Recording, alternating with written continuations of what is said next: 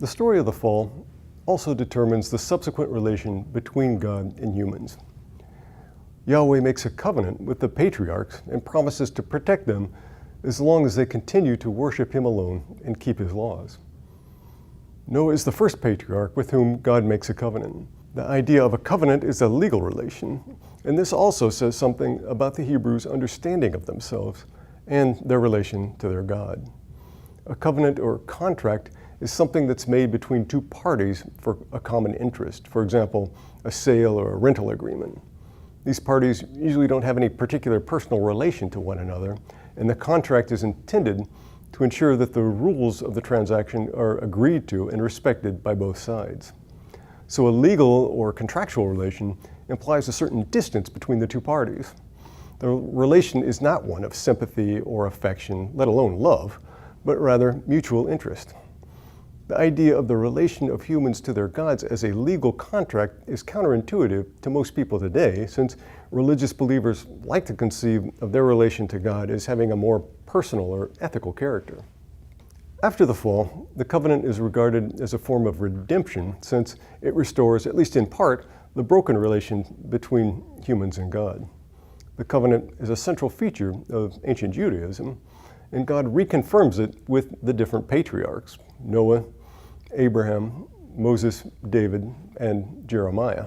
Given the notion of a covenant between God and his chosen people in the Old Testament, it's tempting to think of this as an agreement between two equal contracting parties. But this is not the case. The relation between Yahweh and the people is very much like that of a parent to a child. Yahweh comes to the assistance of the people on many occasions, but when they misbehave, he also punishes them.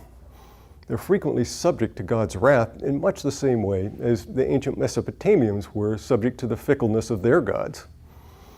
One such instance is the story of the flood. According to Genesis, due to human sinfulness, God is motivated to destroy humanity with a flood.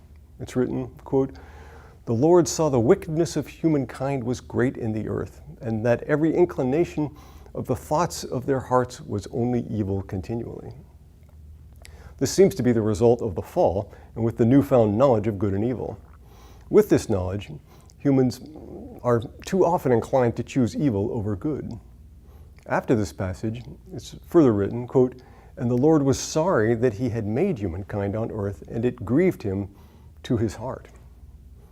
Like the Mesopotamian gods, Yahweh can experience regret and grief despite his infinite wisdom and power.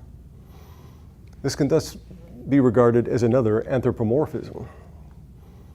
So Yahweh decides to destroy humanity with the exception of Noah, since he was righteous. Notice that this is somewhat odd when compared to the Mesopotamian version. According to the latter, one god, Enlil, makes the decision to exterminate humanity with the flood, and the others agree, while another god, Ea, clandestinely warns his favorite, Utnapishtim, and advises him about how to survive the coming disaster. This kind of thing is intuitive in human affairs, where we constantly see disagreements and reactions of this kind. But the situation looks different when this myth is transferred to a monotheistic context. When there's only one God who's responsible for everything, it's more difficult to understand. God is angry and disgusted about the evil state of the world. Quote, "Now the earth was corrupt in God's sight, and the earth was filled with violence, and God saw that the earth was corrupted, for all flesh had corrupted its ways upon the earth." End quote. Here, Yahweh's assessment of the situation seems to be entirely in line with the conclusion of Enlil. Humans should be destroyed, and the sooner the better. But then, immediately thereafter, Yahweh, the same deity, explains to Noah about the coming disaster and instructs him on how to save himself. This seems entirely inconsistent with the idea that all the earth was corrupt. But here, the Hebrew writers are limited in their description of the divine agency, since there's only one God to both punish and preserve. No explanation is given for how the rest of humanity can be so wicked and evil, but yet a single person, Noah, so righteous. These different moral assessments are difficult to explain when there's only one God.